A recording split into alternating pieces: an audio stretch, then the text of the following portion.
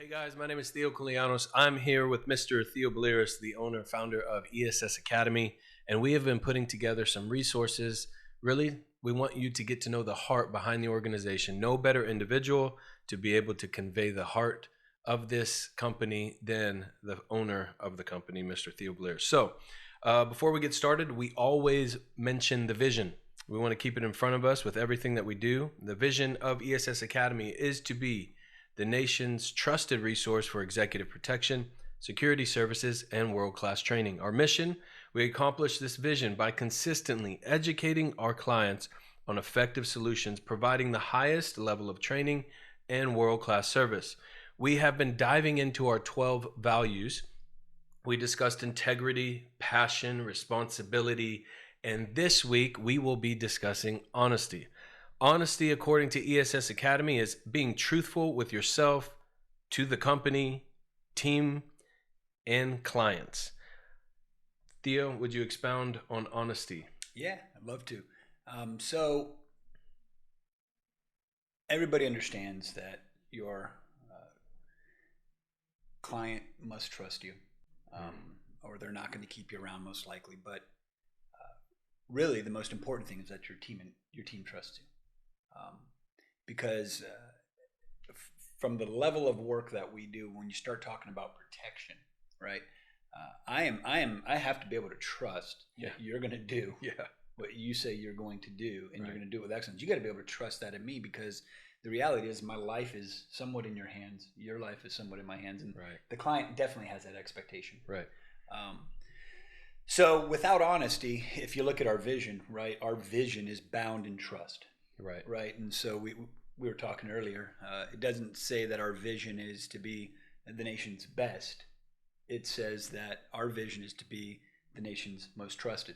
Right. And the reason that's important is because you can be the best, but if you're not trusted, no one's keeping you around. Correct. No team's keeping you around, no client's keeping you around. And so I can remember we actually sent what the world would say was the best. We had a team of some very high-level special operations guys that we were sending to another country during a time of disaster. And I remember thinking, man, these guys are going to make us shine. These guys are going to go down there. Everybody's going to see their skill set. Right. And they're going to be down there a long time, and they're going to make a lot of money, and the company's going to make a lot of money. And I remember telling them before they left, I said, hey, I just want to give you a warning. There's going to be a lot of companies down there, and there's going to be an array of people down there, and you will be working alongside people that may be just as good as you, but most definitely you're going to be working alongside people that do not have the skill set or the training that you have. Far from it. Right. Okay, because when those types of disasters occur, they need bodies, and there's not the bodies needed. The amount of bodies needed, there's not that many high-level people. So companies are just fulfilling spots with anybody they can get. And so I told these guys, I said, you're probably going to be some of the best down there. But you'll have to guard your heart as to how you work with others that aren't. Yeah. Okay. And so what happened was they went down there and they couldn't. And they started making moves on their own outside of the team, outside of chain of command. And trust was lost. Wow. Yeah. Can I ask a question in regards to those people?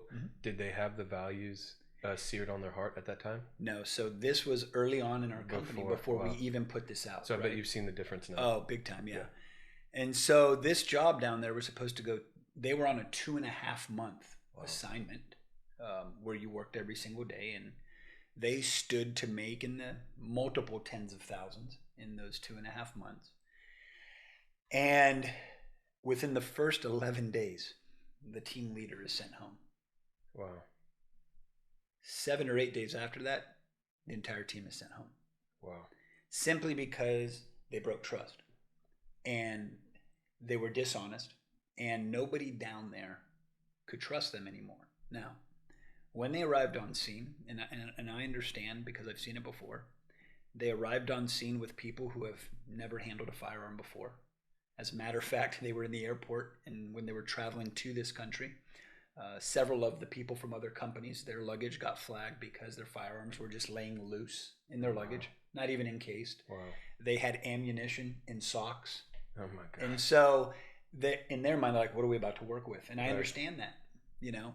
The problem is how they dealt with it. Right. Right. And so their lies caught up with them down there. Right. And they started making moves outside of trust. Right. And it caught up with them. And guess who stayed the whole 2.5 months and made the tens of thousands of dollars? The quote unquote unqualified. Yeah. Yeah.